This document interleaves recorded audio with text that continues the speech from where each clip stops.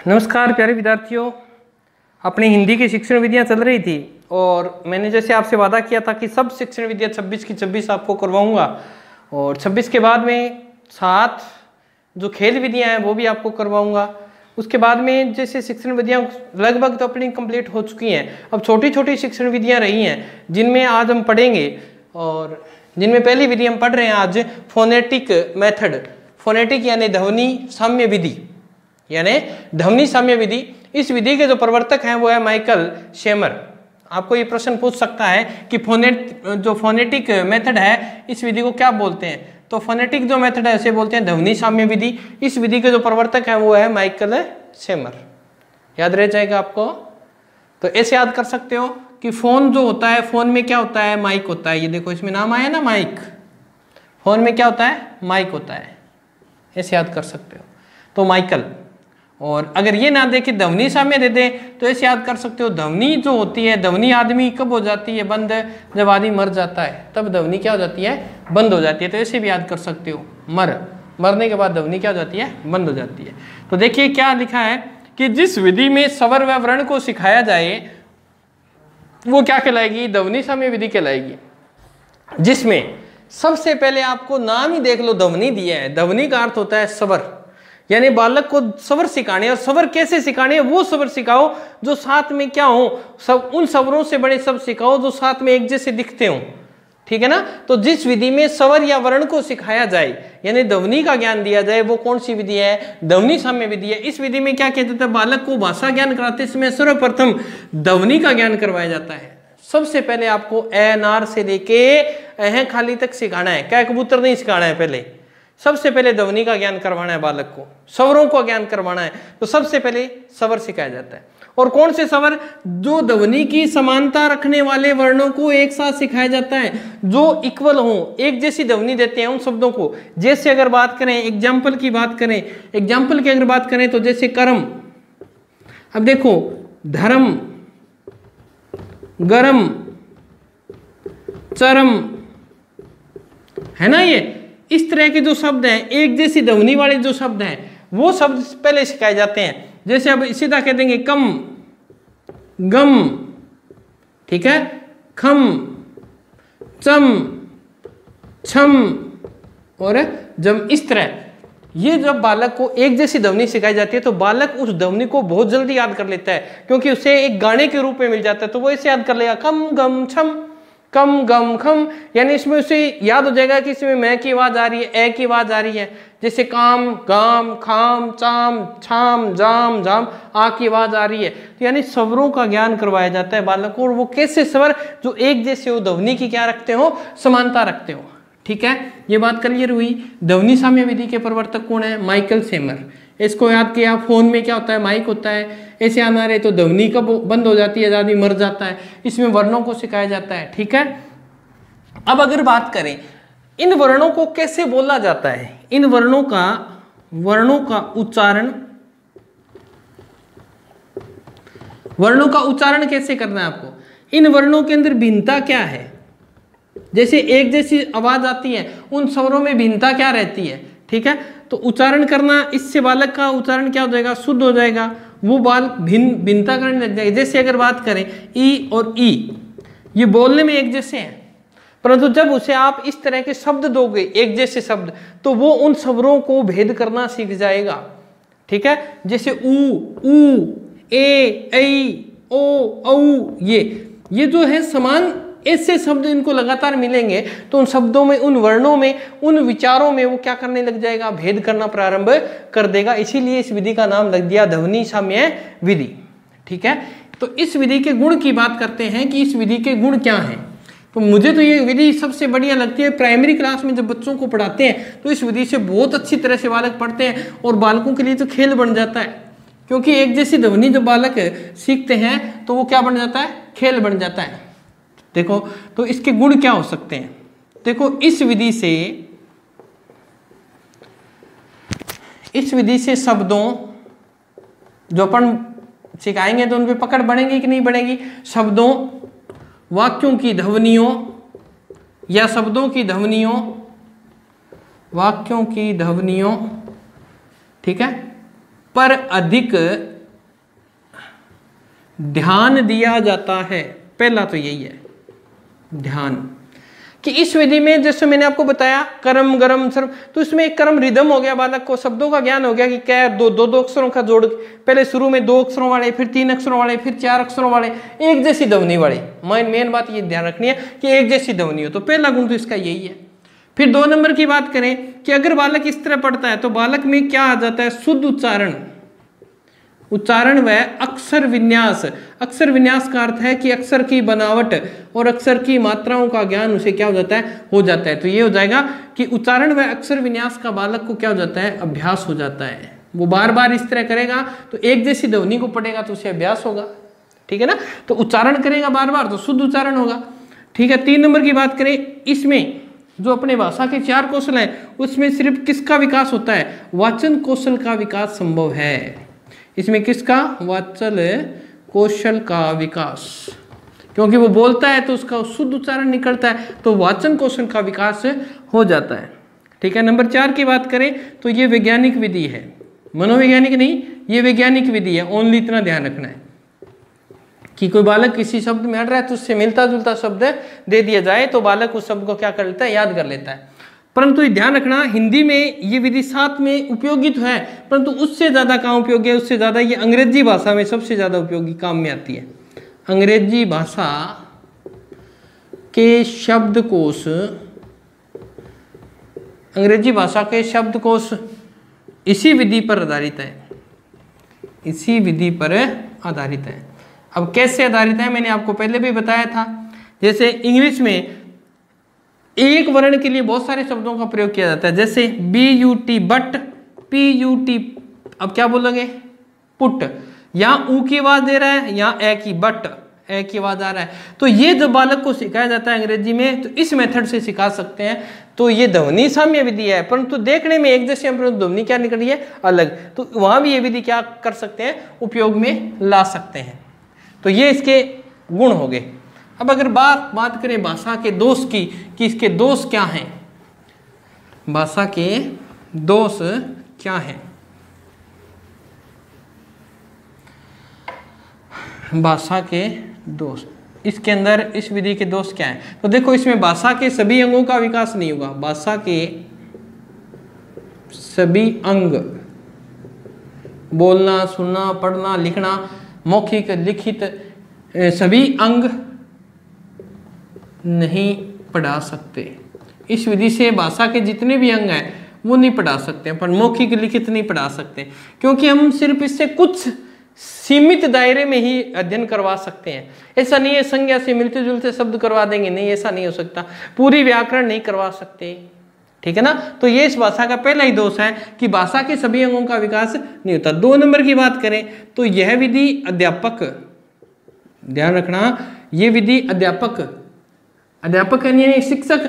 अब शिक्षक जैसे उदाहरण देगा बालक वैसा ही तो करेगा, तो ये दोनों ही है, अध्यापक व बाल केंद्रित विधि है। ध्यान रखना, अध्यापक व बाल केंद्रित विधि है, अध्यापक भी है और बाल केंद्रित भी है। अध्यापक तो देगा, एक जैसे शब्द देगा तो अध्यापक केंद्रित हो गई, अगर अध्यापक नहीं देगा तो बालक ढूंढ नहीं सकता, तो अध्यापक को पहले एक जैसे शब्द ढूंढने पड़ेंगे, फिर वो देगा तो बालक पढ़ेगा तो बाल केंद्रित हो गई, ठीक है। तो ध्यान रखना है। फिर नंबर 3 की बात करें, बालक इस विधि से ध्वनियों को पढ़ सकता है, बालक इस विधि से ध्वनि यानी स्वर पढ़ सकता है, ध्वनि पढ़ सकता है, परंतु पूरी भाषा नहीं, लेकिन भाषा नहीं सीख सकता। कैसे, अब देखते हैं। भाषा कैसे नहीं, आपने कह दिया गुरुजी उसे तो मात्रा आने लग गई सारी, तो मात्रा तो आने लग गई, उसे स्वर आने लग गए, क्या वो पूरी भाषा को सीख गया? भाषा में व्याकरण भी आएगी, छंद आएंगे, रस आएंगे, संज्ञा आएगी, क्रिया आएगी, विशेषण आएंगे, क्या इन सबको सीख जाएगा इस मेथड से? नहीं सीख पाएगा। वो सिर्फ क्या पढ़ना सीख जाएगा, ध्वनि पढ़ना सीख जाएगा, परंतु उनमें पूरी भाषा नहीं सीख पाएगा, ठीक है। तो ठीक है, नंबर 4 की और बस इस विधि के यही है। पर अगर आपको ये पूछ ले कि ये विधि क्या है, तो ध्यान रखना ये विधि संश्लेषणात्मक है, ये विधि संश्लेषणात्मक है। कैसे? 2 शब्द होते हैं, विश्लेषणात्मक और संश्लेषणात्मक। संश्लेषणात्मक क्या होता है कि पूरी चीज जैसे संश्लेषण का अर्थ आप ऐसे समझा करो, समेटना, और विश्लेषण का अर्थ विश्लेषण।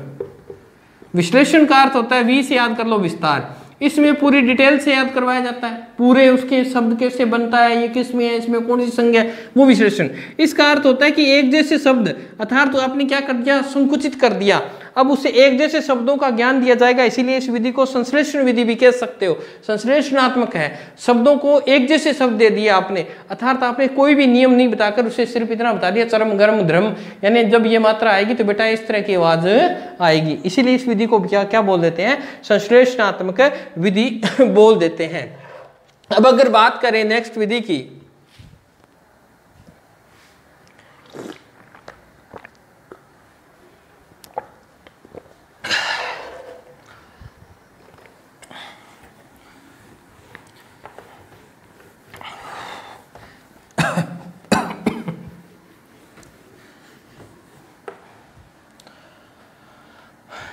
नेक्स्ट विधि आपकी रसास्वादन विधि।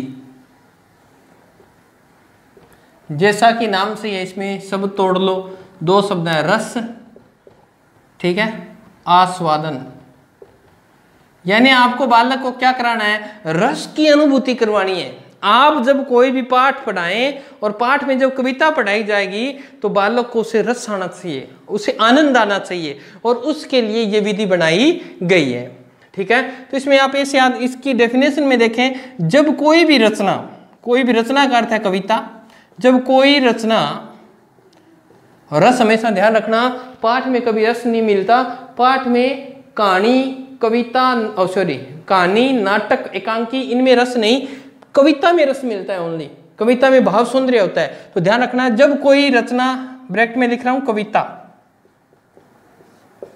जब कोई कविता उचित स्वराघात, स्वराघात का मतलब स्वरों को ऊंचा नीचा बोलना, ठीक है, उपयुक्त गति, धीमे धीमे कहां तेज बोलना है, ठीक है, उपयुक्त गति, भाव भंगिमा के साथ प्रस्तुत की जाती है, के साथ प्रस्तुत की जाती है, ठीक है, तो उसे रसास्वादन विधि कहते हैं। अब देखते हैं क्या है रसास्वादन विधि कहते हैं। क्या कहा है इसने कि जब हम कोई भी कविता है उसे उचित स्वराघात के साथ पढ़ें। जैसे आपने छोटे बालकों को देखा होगा, छोटे बालकों में देखें तो उसकी कोई भी बुक उठा के देखना आप, उसका पहला पाठ कविता होता है और बहुत ही इजी वे में होती है वो। जब आप जैसे उससे पढ़ेंगे तो आपको इसलिए बहुत ईजी है, क्योंकि बालक को जब कविता एक गाने के रूप में मिल जाती है तो वो उसे गाने के रूप में याद कर लेता है और उससे आनंद आता है। जैसे वो बोलता है ना कविता को लय में, तो यही तो कहा है स्वराघात, यानी स्वरों का घात।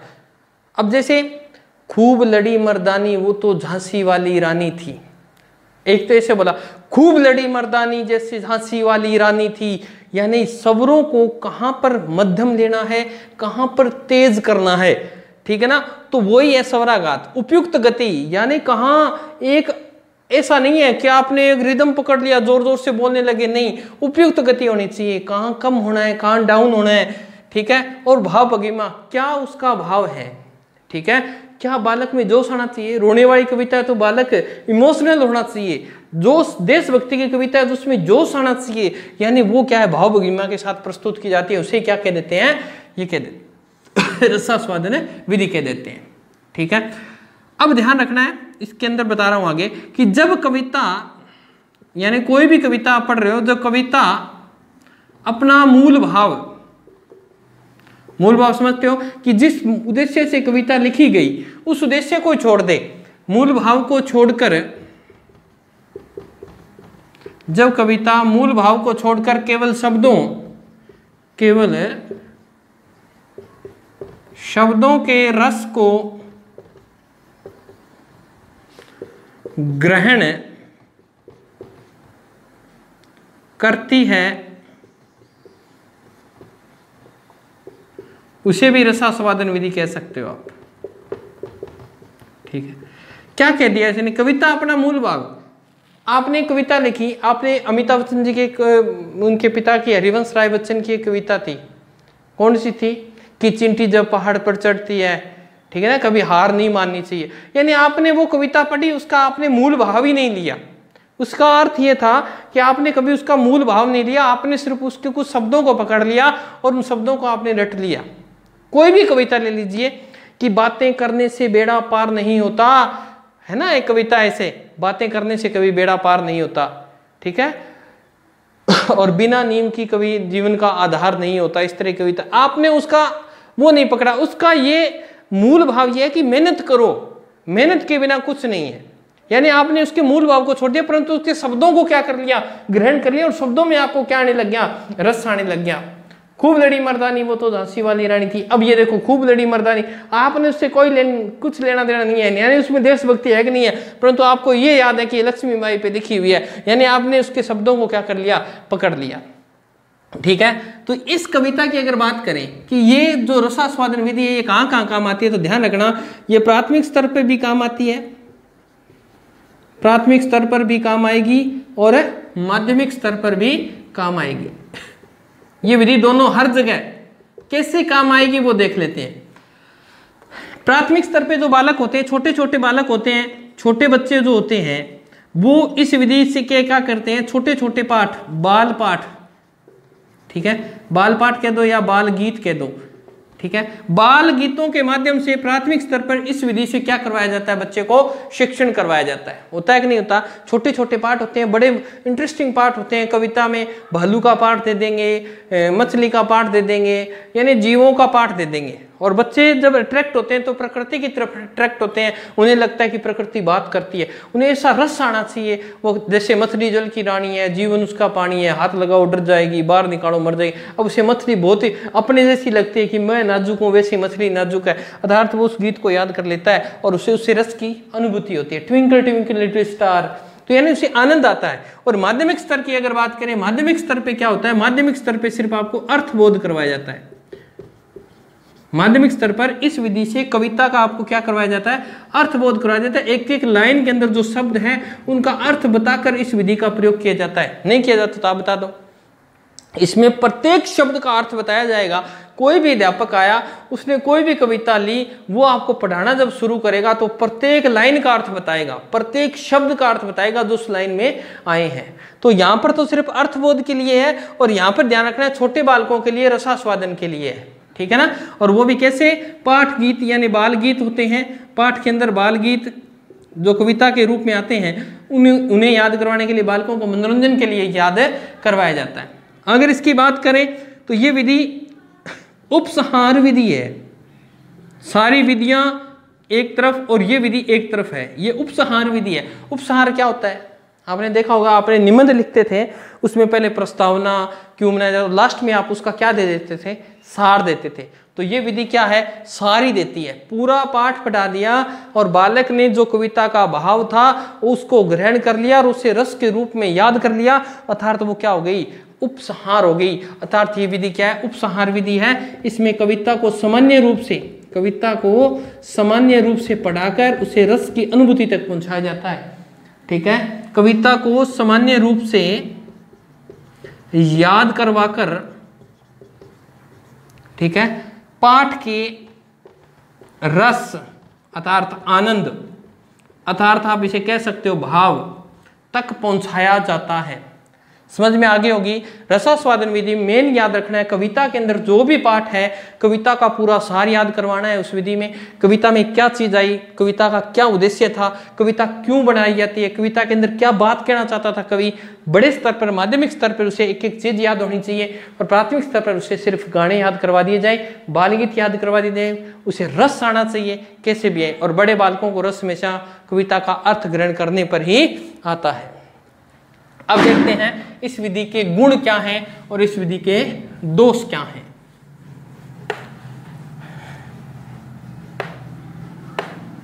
इस विधि के गुण और दोष देखिए, आपको हर विधि के मैंने गुण और दोष करवाए हैं, ठीक है। तो इस विधि के दोष देख लेते, गुण देख लेते हैं पहले।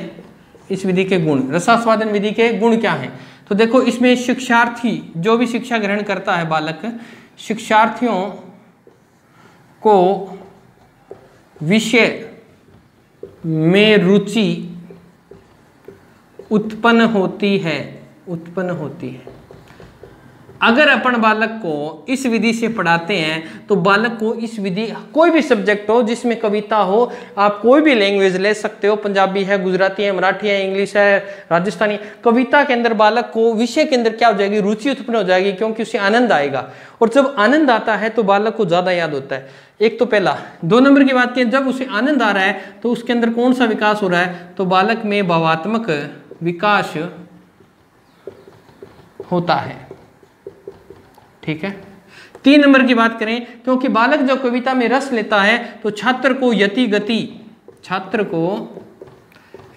गति कि कहाँ रुकना है, किस रिदम से पढ़ना है, ठीक है, तथा लय ताल का ज्ञान हो जाता है। ठीक है। और नंबर 4 की बात करें, अगर वो भावात्मक हो रहा है तो उसका कौन सा हृदय होगा, अच्छा हृदय, सहृदय, यानी अच्छे दिल वाला, यानी किसी की फीलिंग्स को समझने वाला, किसी के भावों को समझने वाला, यानी सहृदय हो जाता। बालक